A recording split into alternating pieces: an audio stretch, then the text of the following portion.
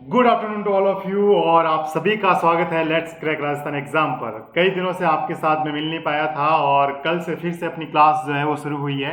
कुछ health issue होने के कारण जो है मैं क्लासेस नहीं ले पा रहा था। और आज भी जो आप चैट करने के दौरान एक बात और बता दूं कि आपके जो भी डाउट्स होंगे वो मैं उनका रिप्लाई ऑनलाइन नहीं दे पाऊंगा, तो उसके लिए मैं चैट बॉक्स में आपको जो है लिख कर उसका रिप्लाई जरूर करूंगा। तो अगर मैं टाइम से रिप्लाई नहीं कर पा रहा हूं तो आप बुरा मत मानिएगा।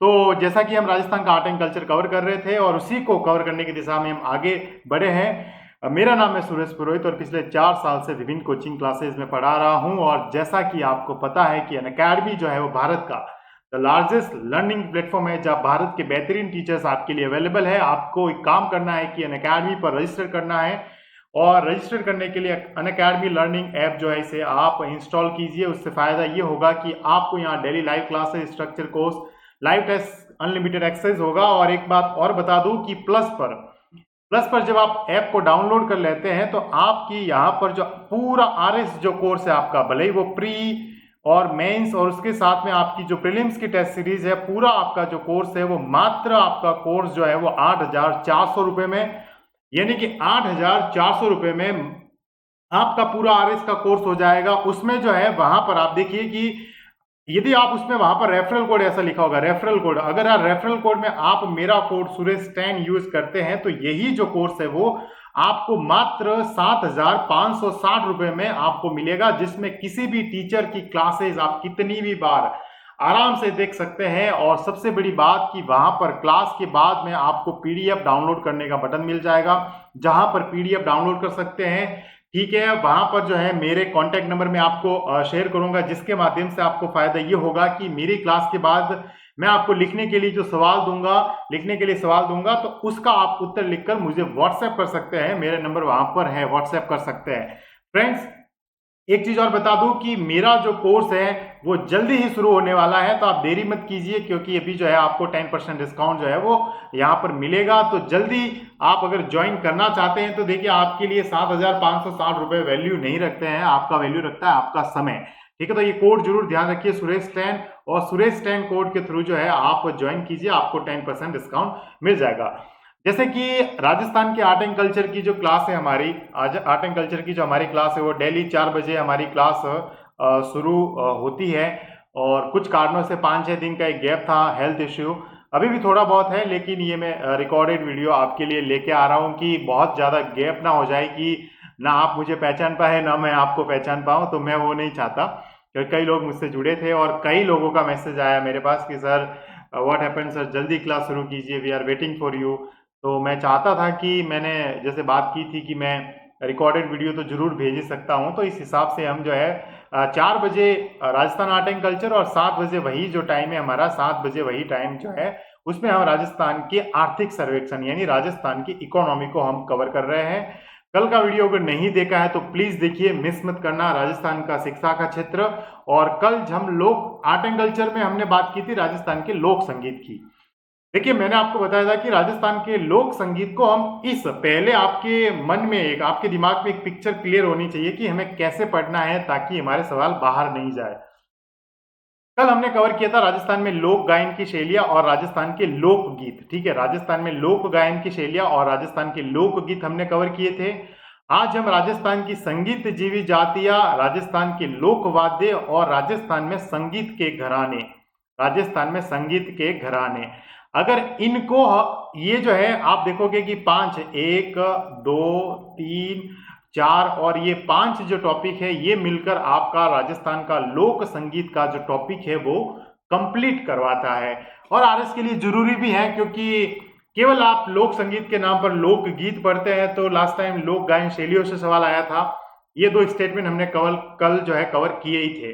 ठीक है, तो शुरुआत करते हैं अपने इस चैप्टर की, अपने इस मजेदार चैप्टर की। और राजस्थान का लोक संगीत का ये जो चैप्टर है वो दोस्तों एक बात बता दो कि ये बड़ा मजेदार चैप्टर है, जिसमें आपको रटने की ज्यादा आवश्यकता नहीं होती है, ज्यादा जैसे फैक्ट याद करने की आवश्यकता नहीं है। आप चीजों को देखिए, समझिए। आप हमारे समाज से ही ये चीजें बनी हैं और आप प्रशासनिक अधिकारी बनने के लिए जा रहे हैं तो आपको इन्हें ही संभालना है, आगे जाकर इन्हें ही जीवित रखना है। तो आज हम कवर करने वाले संगीत जीवी जातियां, राजस्थान के लोक वाद्य, बहुत इंपॉर्टेंट टॉपिक, और संगीत के घराने।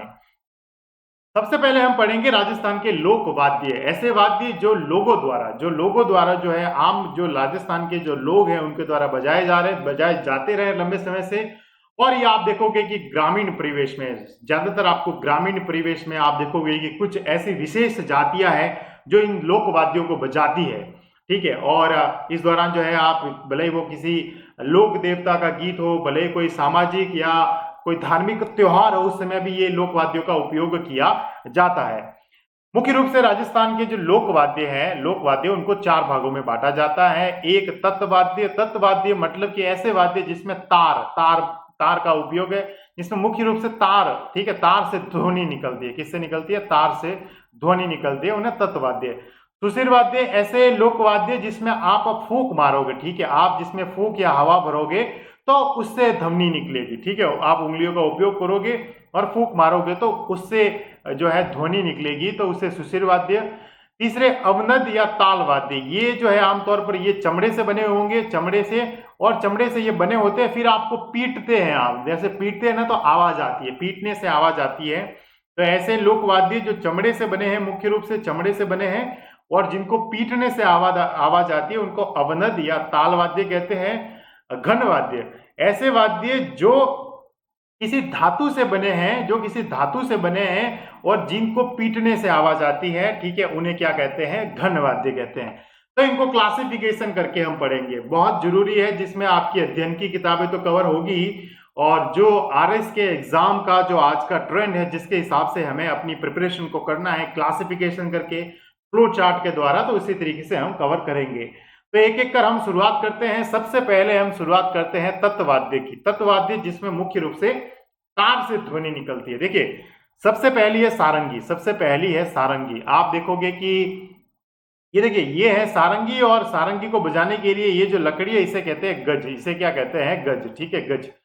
अब आप देखोगे कि ये सारंगी जिस लकड़ी से बनी हुई होती है वो आमतौर पर होती है सागवान की सगड़ी। कौन सी? सागवान की लकड़ी से बनाई जाती है। लेकिन इस पर जो ये तार आप देख रहे हो, ये बकरी की आंत के तार होते हैं। किसके तार होते हैं? बकरी की आंत के तार होते हैं।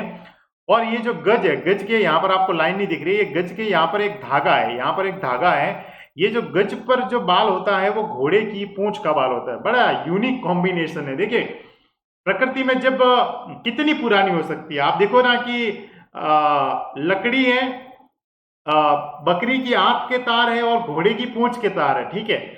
धातु नाम की कोई चीज नहीं है, और उससे उस समय आप देखोगे कि ध्वनि निकाली जाती थी, इसका उपयोग किया जाता था। तो ये सारंगी है जो राजस्थान का तत्वाद्य है। वैसे सारंगी जो है वो अन्य राज्यों में भी बजाई जाती है। अब कुछ स्पेसिफिक सारंगी है जिससे राजस्थान में लास्ट टाइम में सवाल पूछा गया था। जैसे एक निहाल दे की कविता है, निहाल दे की कविता जो है वो धानी सारंगी के प्रकार है, धानी सारंगी से ये गाई जाती है। एक है गुजरातन सारंगी। कौन सी है? गुजरातन सारंगी, जो लंगा जाति के जो लोग हैं, जो हमारे मरु प्रदेश है राजस्थान का, जो रेगिस्तानी प्रदेश है, लंगा एक राजस्थान की संगीत जीवित जाति भी है। तो आप देखोगे कि लंगा जाति के जो लोग हैं वो गुजरातन सारंगी का उपयोग करते हैं। और भरतरी की जो कथा होती है वो जोगिया सारंगी के द्वारा इसे बजाया जाता है। और मांगणियार जो लोग हैं, ये भी पश्चिमी राजस्थान में है, वो मुख्य रूप से जड़ी या प्यालेदार सारंगी का उपयोग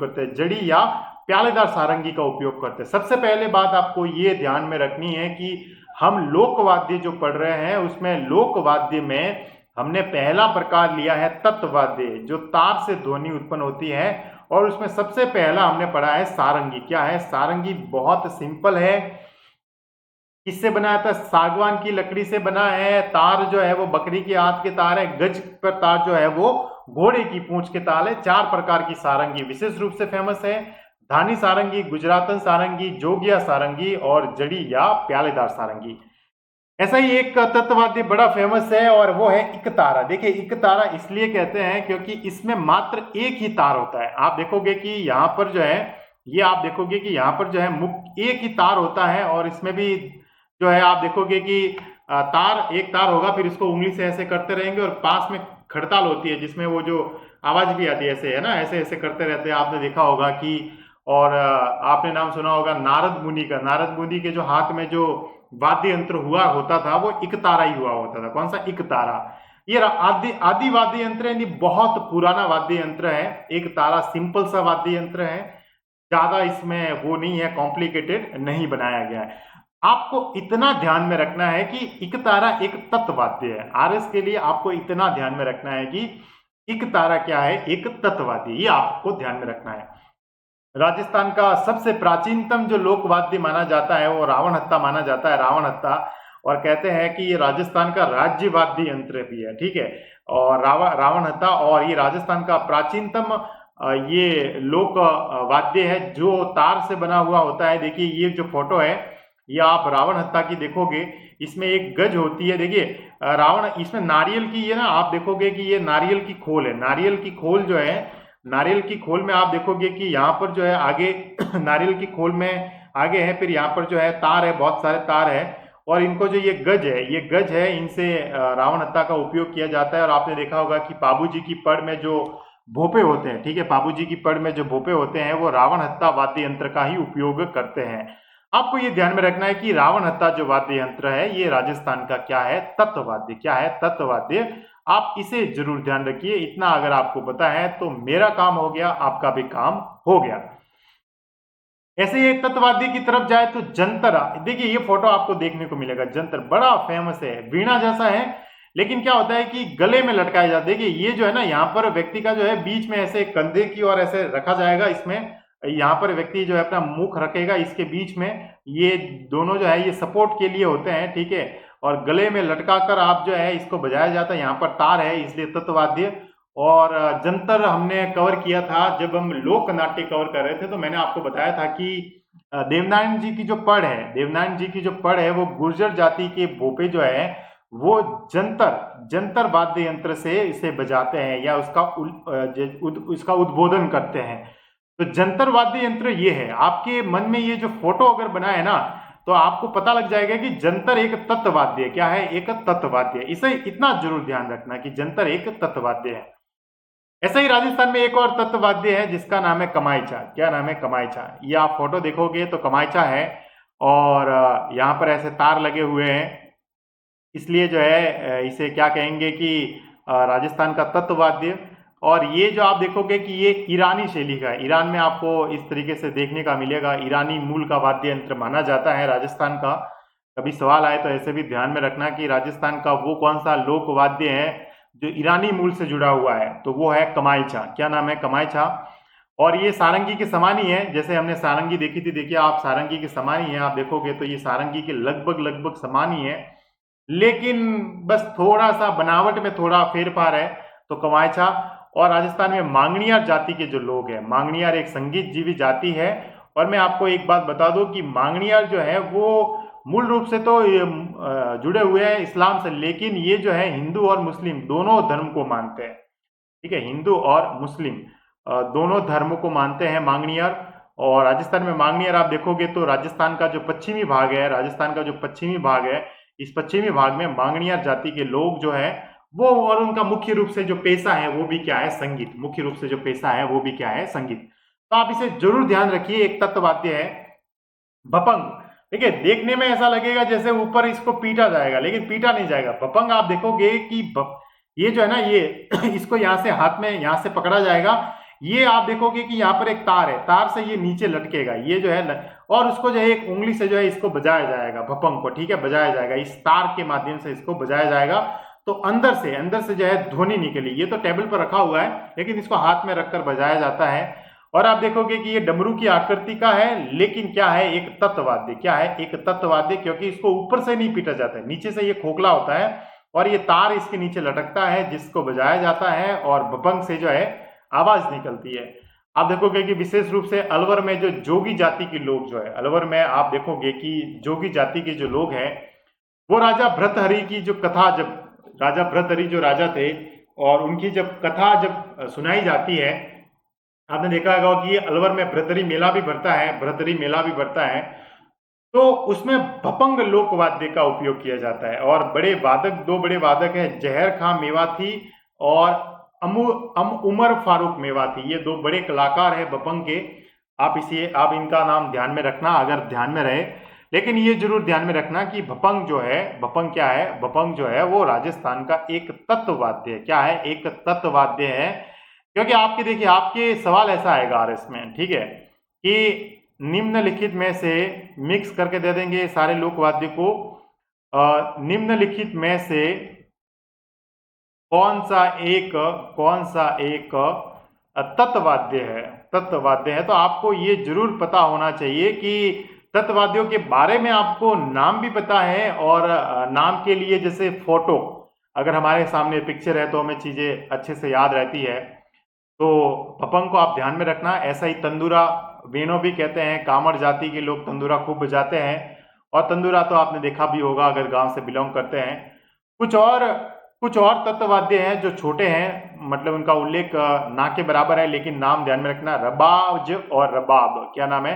रबाज, रबाब। एक और है चीकारा, एक और है गुजरी, सुरिंदा और दुकाको। ये दुकाको जो है ये आपके एक बार आरएस में पूछा गया, लेकिन आरएस की जो एग्जाम थी 1996 उस दौरान ये पूछा गया कि दुकाको जो है वो कौन सा एक लोकवाद्य तत् है, सुशीर है, घन है। तो आप जरूर ध्यान में रखना कि दुकाको, इनका नाम ध्यान में रही तो ठीक है। एक तो ये रबाज, रबाब, दुकाको, ठीक है, इनका नाम जो है, इनका भी नाम जरूर ध्यान में रखना। तो एक बार तत्ववाद्य वापिस एक बार देख लेते हैं, आपके मन में एक बार पिक्चर बन जाए। देखिए हम जो है राजस्थान के लोकवाद्य पढ़ रहे हैं, जो 4 भागों में बांटे हमने, तत्ववाद्य, सुशीर वाद्य, अवनद वाद्य और घन वाद्य। तत्ववाद्य ऐसे जो तार से जिनकी ध्वनि निकलती है, जिसमें सबसे पहला हमने देखा सारंगी, सारंगी। उसके बाद हमने कवर किया इकतारा, इसके बाद हमने रावण हत्ता कवर किया, इसके बाद में हमने जंतर, कमायचा, इसके बाद हमने भपंग, इसके बाद हमने तंदूरा, फिर अन्य में हमने देखा रबाज, रबाब, चिकारा, गुजरी, सुरिंदा और दुकाको। ये राजस्थान के तत्ववाद्य, ये राजस्थान के क्या है? तत्ववाद्य। आगे चलते हैं सुशीर वाद्य। सुशीर वाद्य मतलब क्या कि ऐसे वाद्य जिसमें आप जो है क्या मारोगे? फूंक मारोगे, ठीक है, फूंक मारोगे और उन वाद्य यंत्र से क्या निकलेगी? ध्वनि निकलेगी, एक मधुर ध्वनि निकलेगी और सुनने में बड़ा मजा आएगा। तो ऐसे ही वाद्य यंत्रों को सुशीर कहा जाता है। क्या कहा जाता है? सुशीर। जैसे एक है अलगोजा, ठीक है, क्या है अलगोजा? आप देखोगे कि ये देखिए अलगोजा, 2 बांसुरी होती है, 2 बांसुरी होती है और दोनों बांसुरी को जो है मुंह में रखा जाता है, ठीक है। 4 छेदों वाली 2 बांसुरी होगी और उनको मुंह में रखकर जो है फिर उंगलियों के माध्यम से फूंक मारकर इसे बजाया जाता है अलगोजा को। मीणा आदिवासी व ग्रामीण क्षेत्र में बहुत प्रचलित है अलगोजा।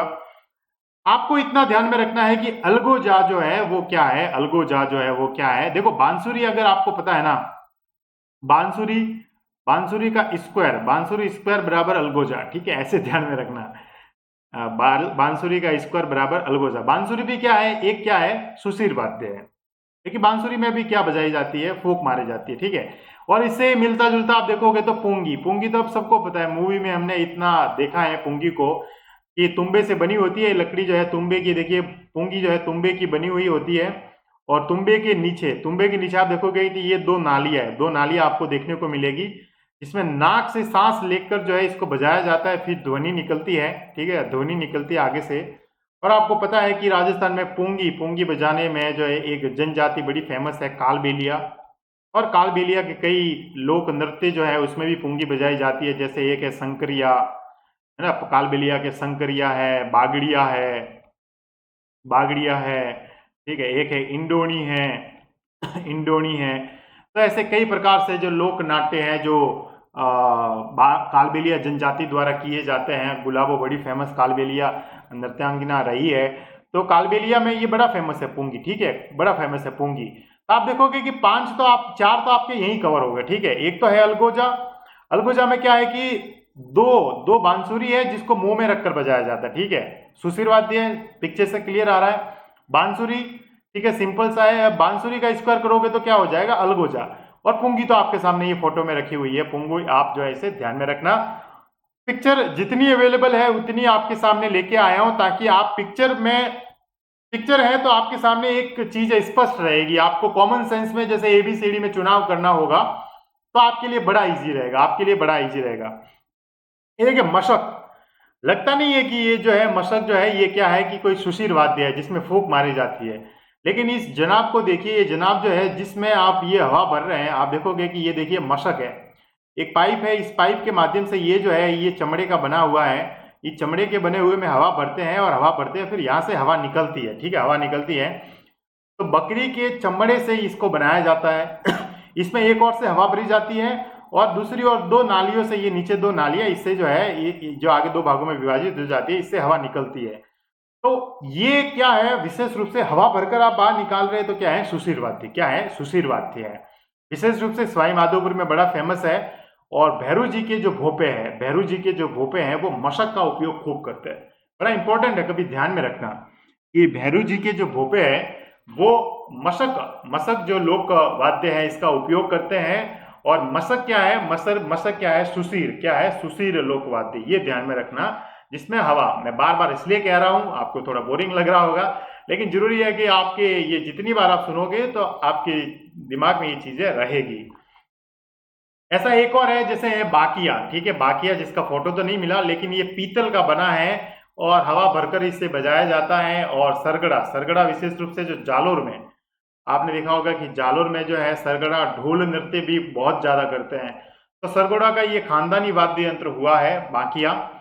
बाकी ऐसे ही मिलता जुलता मुझे मिला ये भुंगल या रणभेरी, भुंगल या रणभेरी। देखिए ये फोटो आपके सामने, भुंगल या रणभेरी। आपने देखा होगा कि कई मूवी में जब युद्ध होता था तो युद्ध होने से पहले आप देखोगे कि यहाँ पर हवा जो है, हवा डालकर जो है युद्ध करने की जो उद्घोषणा की जाती थी, ठीक है, युद्ध करने की उद्घोषणा। या कभी आपने देखा होगा कि कोई, जैसे आजकल तो कोरोना आ गया है तो सोशल मीडिया के माध्यम से जो है लोगों को जो है अवेयर किया जा रहा है। पहले तो ऐसी चीजें होती नहीं थी। गांव में किसी को इत्तला करना होता था, बड़े स्तर पर या कोई सूचना देनी होती तो या तो चौराहे पर ढोल बजाया जाता था या फिर रणभेरी या भोंगल बजाई जाती थी, ठीक है, कि जनता को एकत्रित किया जा सके। तो सुशीर वाद्य है ये भोंगल या रणभेरी, और पीतल से बना है, पीतल से बना है। गांव में जनता को एकत्रित करने के लिए या युद्ध शुरू होने से पहले बजाया जाता था।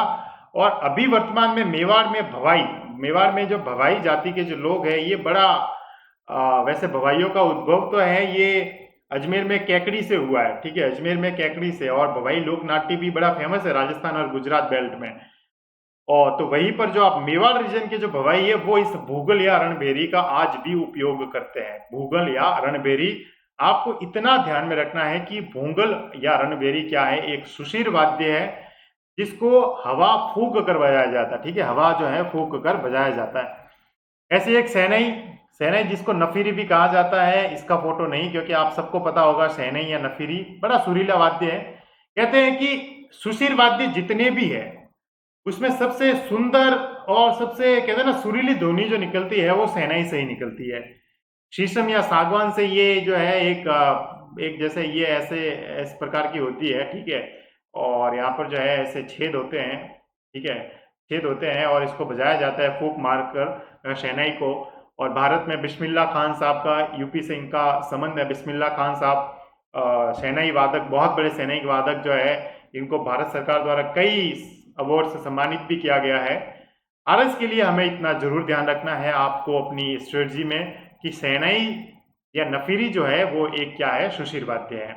ये बड़ा फेमस है मोरचंग। देखिए मोरचंग, इसका वीडियो देखना आप कभी, और इसका फोटो बिल्कुल ये सामने मोरचंग। आप देखिए ये आप कहोगे इसको है ना, यहाँ से इसको पकड़ा जाता है उंगली से, और ये जो है ना इसको होठों पर रखा जाता है, होठों पर रखा जाता है, और बीच में देखो ये जो है लाइन गया। अब इसको जो है फूंक मारकर, ठीक है, होठों पर रखेंगे और यहाँ से पकड़कर होठों पर रखेंगे और यहाँ से पकड़ेंगे और होठों पर इसको रखेंगे और फूंक मारेंगे और ध्वनि निकालते हैं, ठीक है, ध्वनि निकालते हैं। जो लोग पारंगत होते हैं उनको ये बजाना आता है। लोहे का बना है और होठों के बीच रखकर इसे बजाया जाता है।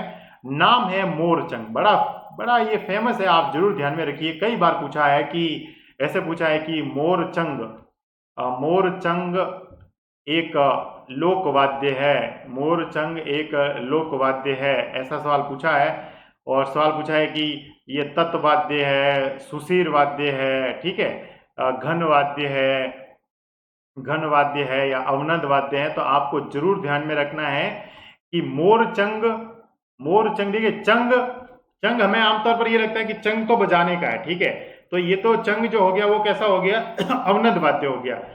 क्योंकि वो हम बात करेंगे आगे। लेकिन ये मोरचंग है। मोरचंग क्या है? सुशिर वाद्य, ऐसा है, ठीक है। ऐसे एक तुहरी होती है, और तुहरी जो है ये पीतल की बनी होती है, और ये देखिए ये काइंड ऑफ उसकी तरह ही है जो दुर्ग या युद्ध में स्थल में बजाई जाती है इसको, तुरही को। और तुरही और रणभेरी दोनों एक जैसी है। आप देखोगे कि रणभेरी थोड़ी छोटी है, रणभेरी थोड़ी छोटी है, और ये भी पीतल की बनाई जाती है, रणभेरी भी, भूंगल या रणभेरी की। और तुरही जो है, तुरही भी ये क्या है, पीतल की बनाई जाती है, और दोनों जो है इसका उपयोग युद्ध के समय ही किया जाता है।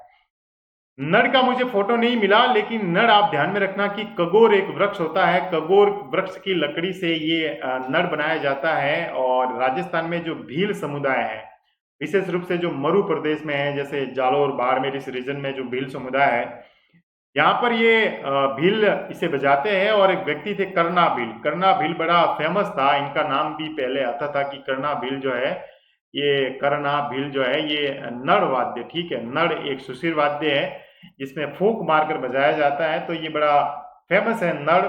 तो नड़ को ध्यान में रखना, ठीक है, नड़ को आप ध्यान में रखना, सवाल पूछा जा सकता है। कुछ अन्य की बात करें, याद रहे तो ठीक है, नहीं तो कोई दिक्कत नहीं।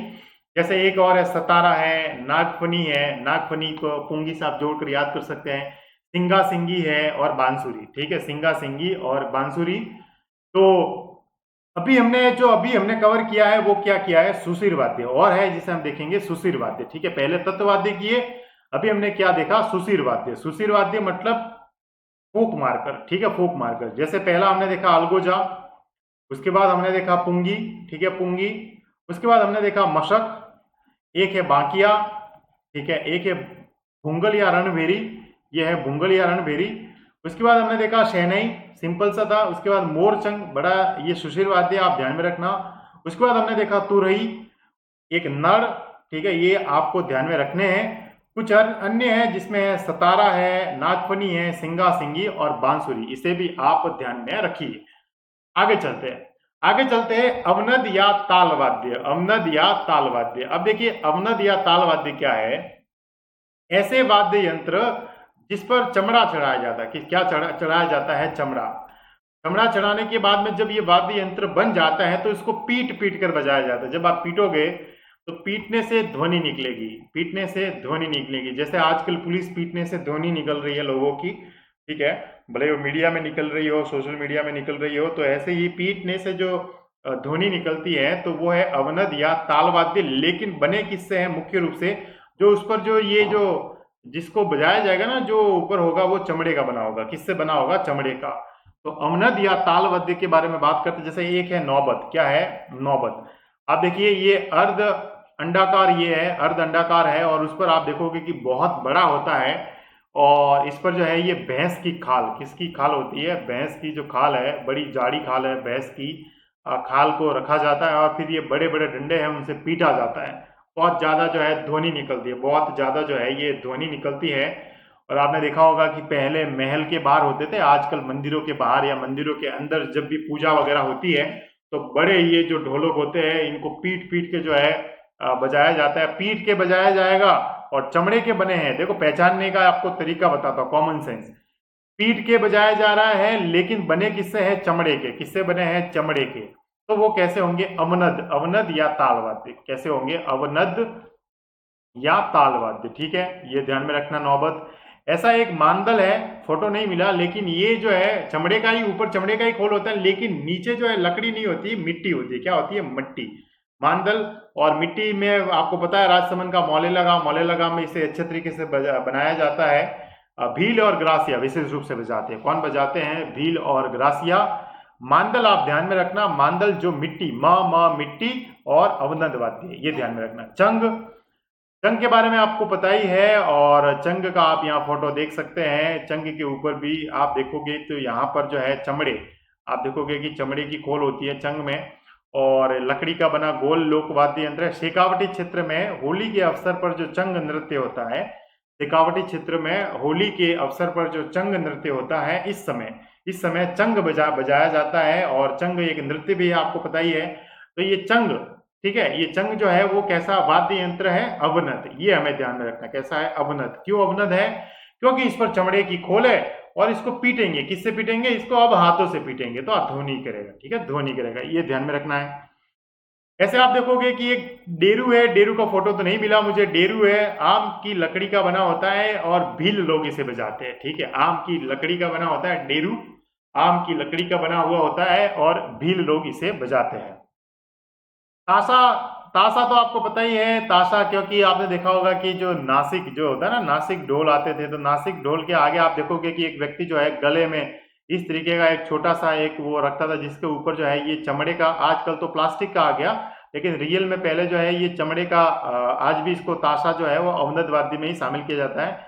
और ये हाथों में पतली पतली डंडियां होती है और पतली डंडी से इसको बजाया जाता है ताशा। और विशेष रूप से मुस्लिम समुदाय में ये बड़ा फेमस है ताशा, मुस्लिम समुदाय में, आप ये भी ध्यान रखिए, मुस्लिम समुदाय में बड़ा फेमस है ताशा। ताशा अब ये चमड़े की खोल से बनाया जा रहा है और इसको पीट कर बजाया जा रहा है, तो कैसा वाद्य यंत्र है? अवनद। कैसा है? अवनद, ये ध्यान में रखना ताशा को। ऐसा ही एक खंजरी, अब खंजरी आपको याद न रहे ना तो ढप को खंजरी समझ लीजिए आप, बस आपको ऐसा भी ध्यान में, ढप को क्या समझ लीजिए? खंजरी। ढप से यदि कोई छोटा होगा, ढप से छोटा होगा तो वो क्या होगा? खंजरी। क्या होगा? खंजरी होगा, ढप जैसा ही, क्या होगा? खंजरी। तो ऐसा लिखिए, खंजरी ढप, ढप खंजरी, एक ही वर्ड में ध्यान रखिए, ढप खंजरी, ठीक है, ढप खंजरी। ताकि क्या होगा कि आपके सामने जो सवाल आएगा ना आरएस प्रीलिम्स का, आपके सामने सवाल आएगा, मेंस में इस प्रकार के सवाल आएंगे, आपसे पूछा जाए कि राजस्थान के जो है लोक वाद्यों की विशेषताओं का उल्लेख करते हुए किसी जो है किन्हीं चार तत्ववाद्यों का उल्लेख करे, किन्हीं चार तत्ववाद्यों का उल्लेख करे, ऐसा सवाल आ सकता है।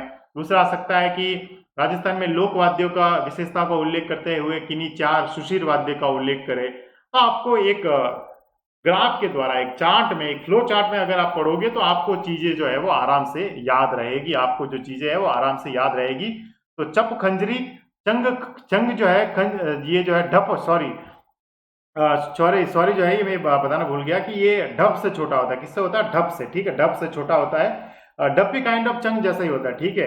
तो ये निर्गुण भक्ति संत द्वारा बजाया जाता है, तो ढप खंजरी के रूप में इसे आप ध्यान में रखना।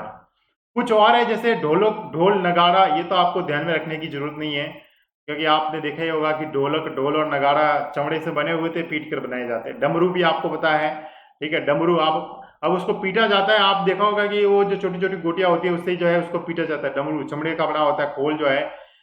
एक आपको ध्यान में रखना है मृदंग, ठीक है, मृदंग, मांदल नहीं है, मृदंग है, ठीक है, मृदंग है, धौसा है और माठ, ये तीन और ध्यान में रखना, याद रहे तो, ये तो याद रखने की जरूरत नहीं है।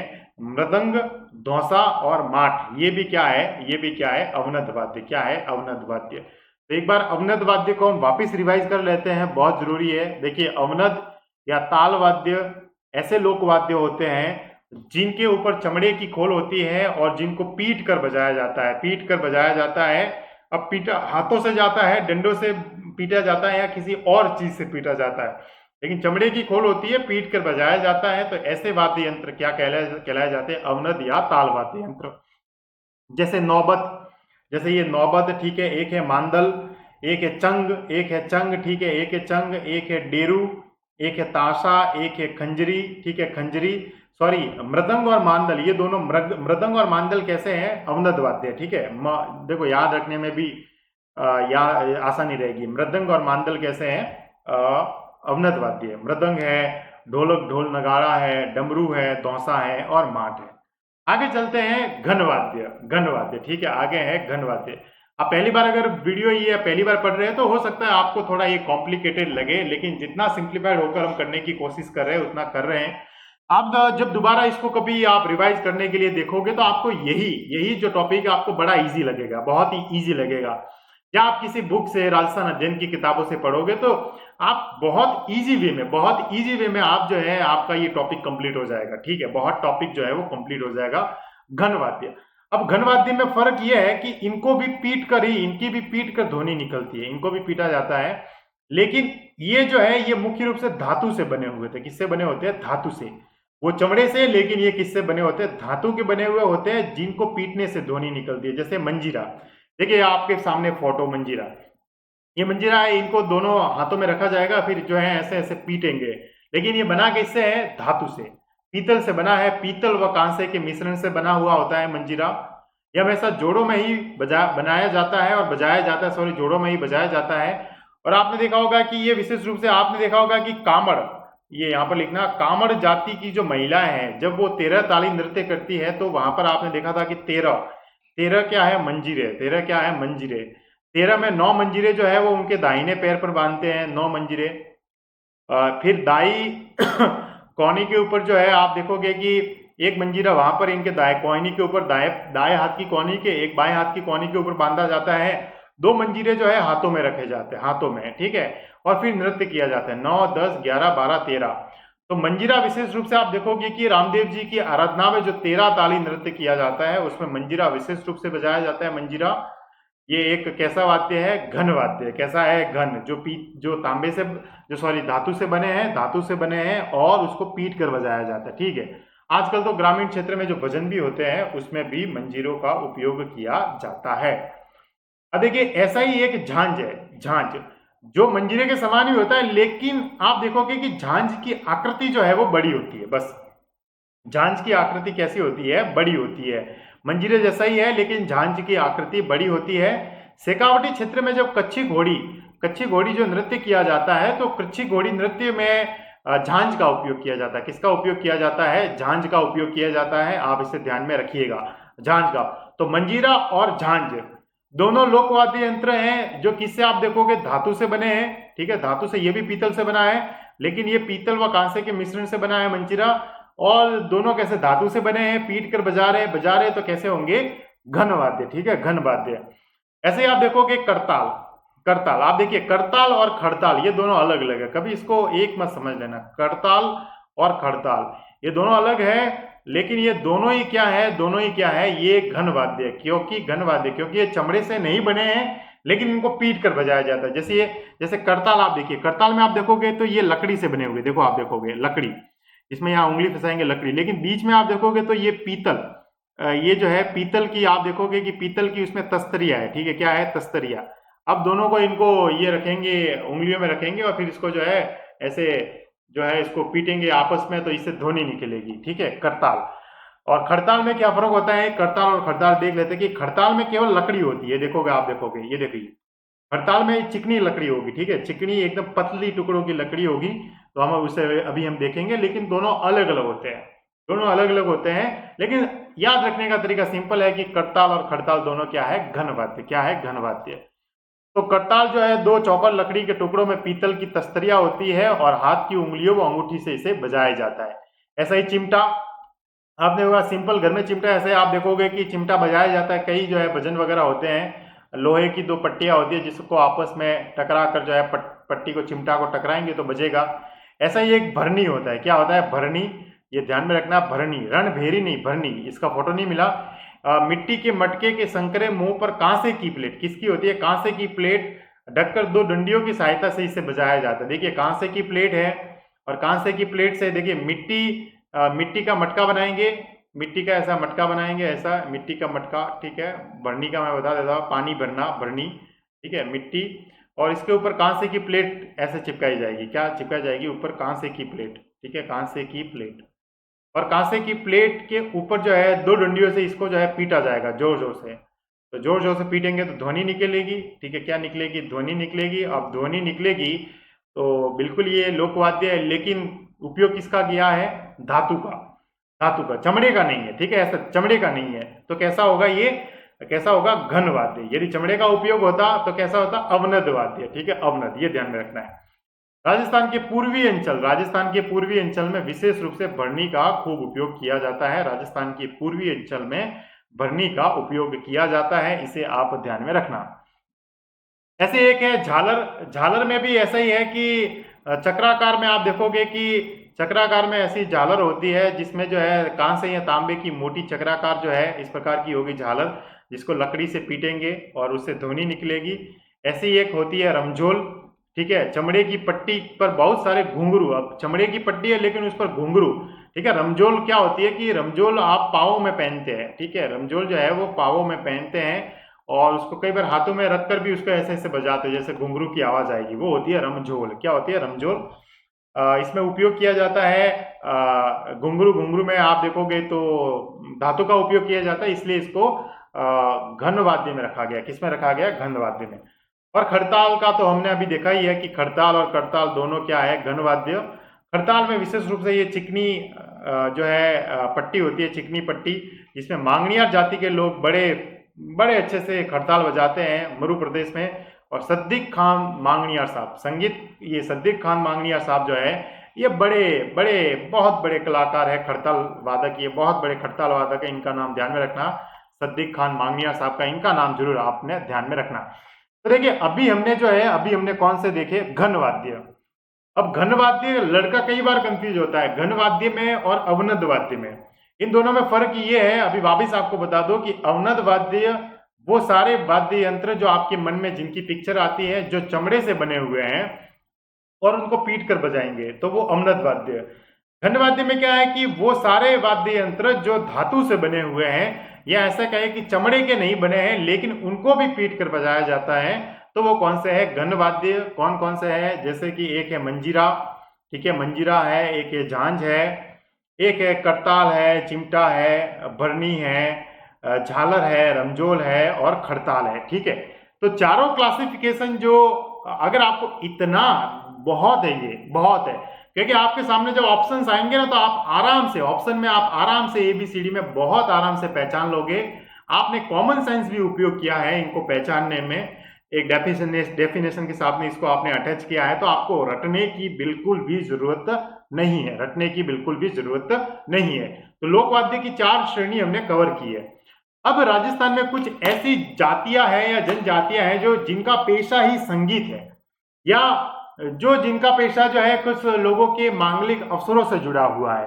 तो राजस्थान की ऐसी जातियों को रटने का कुछ नहीं है, क्षेत्र का कुछ भी नहीं है, लेकिन नाम पता हो, ठीक है। कभी मेंस में भी पूछा जाए कि राजस्थान की 4 संगीत जीवी जातियों का उल्लेख कीजिए, या बड़ा सवाल भी आता है कि राजस्थान में जो है लोक संगीत की एक समृद्ध परंपरा है, तो लोक संगीत में आप लोकगीत के साथ साथ में आप जब लोक गीतों का उल्लेख करेंगे कि वहां पर लोक संगीत में आप देखोगे कि देखो उसमें लोक संगीत पर सवाल आए ना, लोक संगीत, तो उसमें आपको क्या क्या उपयोग करना है। लोक संगीत में अगर सवाल आए कि राजस्थान के लोक संगीत पर एक विस्तृत लेख लिखे, 10 नंबर का सवाल है, तो उसमें आपको लिखना है कि आप लोक गीतों का कुछ उल्लेख करेंगे, फिर आप लोक संगीत जातियां हैं जो विशेष रूप से उल्लेख है, फिर राजस्थान में लोक वाद्यों का उपयोग करेंगे कि लोक गीतों के समय जो है लोक वाद्यों को बजाया जाता है। फिर आप राजस्थान में जो है कुछ संगीत के घराने भी है, कुछ संगीत के घराने भी जो है उनका भी आपको उपयोग करना है, ताकि आपका उत्तर जो है वो हॉलिस्टिक, एक आप कहेंगे कि कॉम्पोजिट एक उत्तर बन सके। तो रटने लायक तो है नहीं, लेकिन नाम आपको पता होना चाहिए। जैसे एक कलावंत है,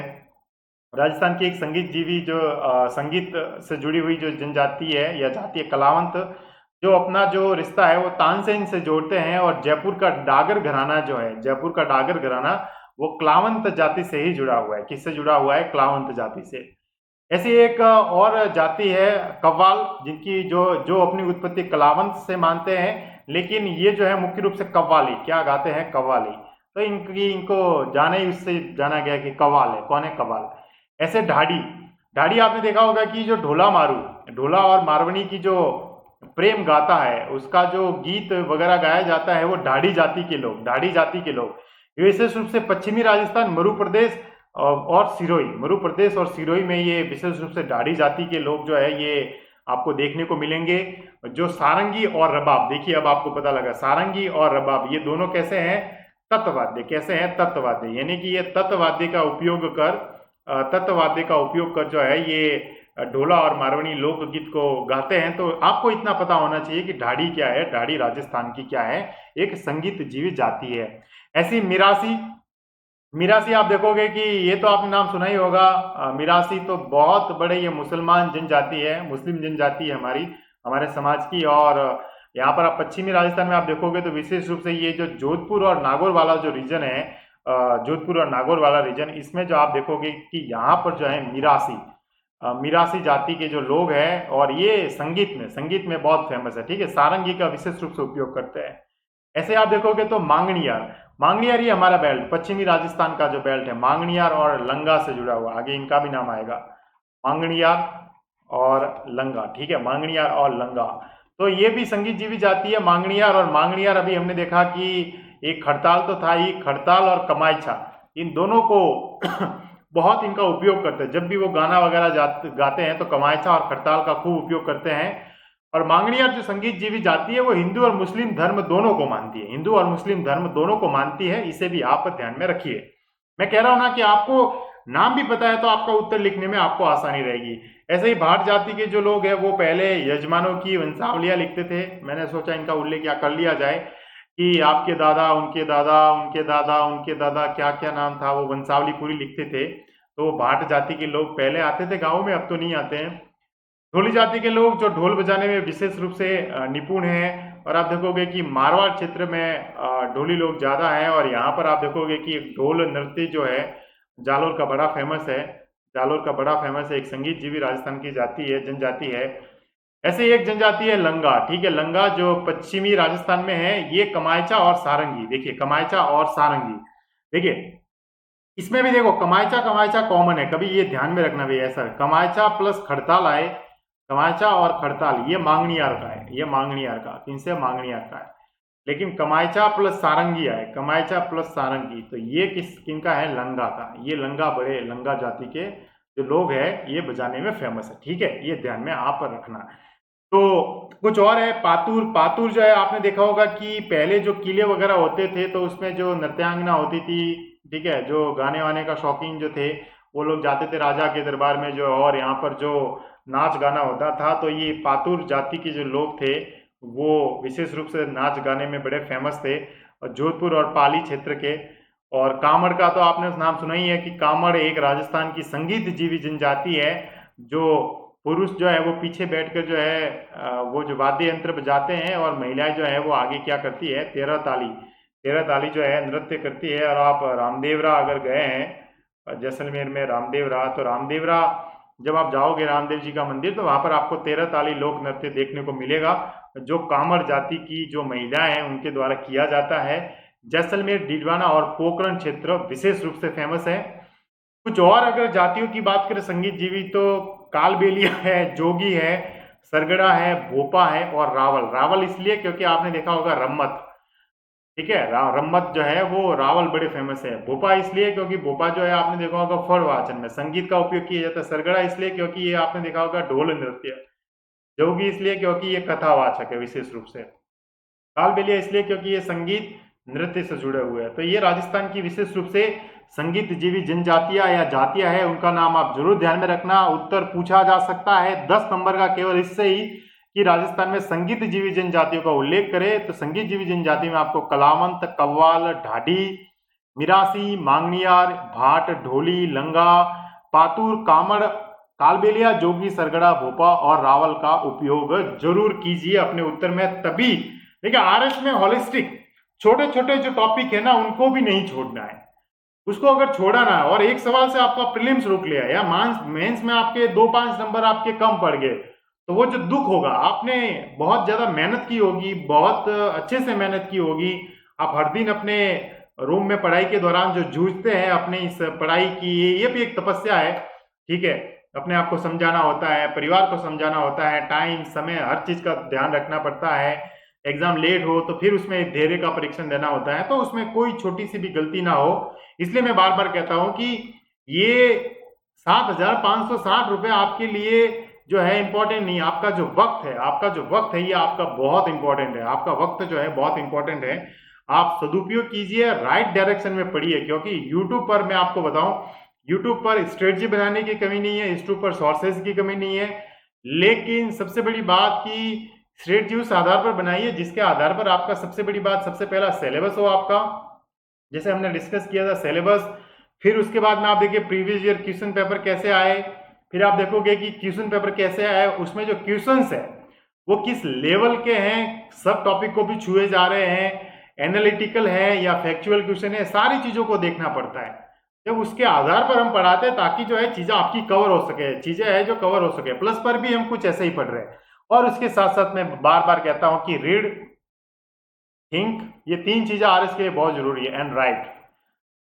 केवल पढ़ने से काम नहीं होगा, पढ़िए, सोचिए कि क्या पढ़ा, उसको इंटरलिंक करने की कोशिश कीजिए कि इसका मैं कहाँ उपयोग कर सकता हूँ, कैसे कर सकता हूँ, और उसको तीसरा स्टेप सबसे बड़ा लिखिए, क्योंकि लिखने से आपके 800 नंबर जो मेंस है वो आपको एसडीएम बनाएंगे, आपको वीडियो बनाएंगे, आपको तहसीलदार बनाएंगे, आपको डीवाईएसपी बनाएंगे।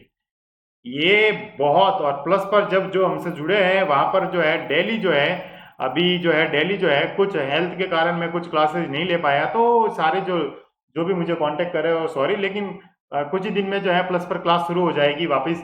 तो आप उसे मिस मत कीजिए। अगर आप जुड़ना चाहते हैं तो जल्दी जुड़िए, क्योंकि 7,560 रुपये आपके लिए जो है वैल्यू नहीं करते, ठीक है, लेकिन आपका जो समय है वो बहुत वैल्यू करता है। आपने एक भी उत्तर लिखा है डेली का, तो आपके एग्जाम आते आते तक आप इतने पारंगत हो जाएंगे कि आप चीजों को जानने के साथ साथ आप उसको डिस्क्राइब, आप उसको अच्छे से लिख भी पाएंगे। वहां पर जो है मैं अलग अलग टाइप के सवाल आपको देने वाला हूँ। कुछ अंतर वाले की अंतर वाला सवाल आए तो कैसे लिखना है, आलोचना वाला सवाल आए तो कैसे करना है, टिप्पणी कैसे करनी चाहिए, ठीक है। फिर आप देखिएगा मूल्यांकन कैसा होना चाहिए, मूल्यांकन कैसे किया जा सकता है, विस्तृत, जैसे कई बार ऐसा आता है कि विस्तृत या लघु लेख लिखे, तो वो कैसे लिखा जाए, कैसे पैराग्राफ बनाने क्या है, कैसे मैप ड्रॉ करना है, वो सारी चीजें वहाँ कवर करवाई जाएगी। चलते हैं संगीत घराने की। और संगीत घराने आप देखोगे तो राजस्थान में कुछ ऐसे लोग हुए हैं, या कुछ राजस्थान में ऐसी संगीत की परंपरा आगे बढ़ी है, जिसके कारण आप देखोगे कि ये एक क्लासिकल वे में चले गए, जो एक शास्त्रीय, देखिए लोक, जो लोकवाद्य है उसमें कोई रिचुअल नहीं है, आप अपने अनुसार, आप अपने अनुसार आप बजा सकते हैं। लेकिन घराना जो है, घराने में आप देखोगे कि एक क्लासिकल वे जो है, क्लासिकल एक जो डायरेक्शन है उसको फॉलो किया जाता है, और उससे बहुत बड़े बड़े कलाकार निकले हैं जो बहुत पारंगत है। तो आप देखोगे कि संगीत घरानों में एक जयपुर घराना है, जयपुर घराना, और इसके प्रवर्तक आपको ध्यान में रखने हैं मनरंग भूपत खान साहब, ये इसके प्रवर्तक है। और ख्याल शैली, ख्याल शैली में आपने जैसे हमने देखा था कुचामनी ख्याल, जयपुरी ख्याल, तो जयपुरी ख्याल में यही इसका उपयोग किया जाता है, जयपुर घराना, मनरंग भूपत खान का नाम ध्यान में रखना। एक ऐसा पटियाला घराना है, जो पटियाला घराना है ये जयपुर घराने की उपशाखा है, जयपुर घराने की उपशाखा जो है ये पटियाला घराना है। दो व्यक्ति बड़े फेमस है इस घराने के, फतेह अली और अली बख्श खान साहब। और पाकिस्तान के गजल कलाकार गुलाम अली साहब का नाम आपने सुना होगा। गुलाम अली साहब जो है, गुलाम अली साहब जो है वो पटियाला घराने से ही संबंधित है। अब इससे सवाल पूछा जाएगा, आपको सवाल पूछा जाएगा कि कलाकार, ठीक है, क्षेत्र वगैरह नहीं, क्योंकि जयपुर घराना से जुड़े हुए कलाकार या प्रवर्तक, ऐसे सवाल पूछा जाएगा आपसे, ठीक है, प्रीलिम्स में आपसे सवाल पूछा जाएगा। तो आप ध्यान में रखना कि जयपुर घराने में मनरंग या भूपत खान साहब, ठीक है। पटियाला घराना जो जयपुर घराना का ही एक उप शाखा है इसकी, जिसमें फतेह अली और अली बख्श ख्याल, फतेह अली और अली बख्श ख्याल को आप ध्यान में रखना। बीनकर घराना, बीनकार घराना जो है ये भी जयपुर में है, और ये जो है रज्जब अली खान बीनकार, ये प्रवर्तक माने जाते हैं। और जयपुर के जो महाराजा राम सिंह जी जो थे, राम सिंह जी के दरबार में ये थे रज्जब अली खान बीनकार। और रज्जब अली खान बीनकार द्वारा जो है यहाँ पर शास्त्रीय जो गायन किया जाता था, शास्त्रीय गायन किया जो जाता था, शास्त्रीय जो गायन किया जाता था, सॉरी, शास्त्रीय गायन किया जाता था, तो वो इसके प्रवर्तक कौन है, रज्जब अली खान बीनकार, ठीक है। जयपुर से इनका संबंध है और जयपुर के महाराजा राम सिंह जी के दरबार में है, आप इनका नाम ध्यान रखिए। ऐसे है मेवात घराना, जिसे मेवाती घराना भी कहते हैं, और इसमें आप देखोगे तो उस्ताद गग्गे नजीर खान, क्या नाम है, उस्ताद गग्गे नजीर खान साहब जो है वो मेवाती घराना से जुड़े हुए हैं। और पंडित जसराज जी का, आज सबसे बड़े कलाकार पंडित जसराज जी का आप नाम सुना होगा। जयपुर जो है इस मेवात घराने का क्षेत्र है, और पंडित जसराज जी जो है वो मेवाती घराने से ही जुड़े हुए हैं। ऐसा ही एक और जयपुर का घराना है जो है सेनिया घराना, बहुत इंपॉर्टेंट, बहुत कई बार सवाल पूछा गया इससे, सेनिया घराना।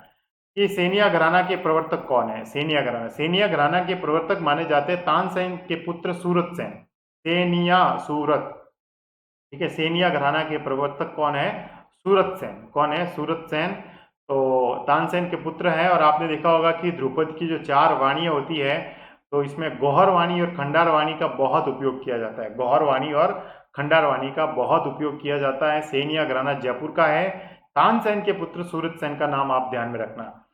ऐसा ही एक घराना है रंगीला घराना, रंगीला घराना जिसमें व्यक्ति है, इनके नाम से ये घराना हो गया, रमजान खान मियाँ रंगीले, ठीक है, रमजान खान मियाँ रंगीले। आप देखोगे तो रमजान खान मियाँ रंगीले जो है, इनके नाम से ये रंगीला घराना। और जोधपुर के एक व्यक्ति थे, बहुत बड़े कलाकार थे, इमाम बख्श, ये इमाम बख्श के ये शिष्य थे, और इमाम बख्श के शिष्य ने इस घराने की स्थापना की, जिसे कहते हैं रंगीला घराना।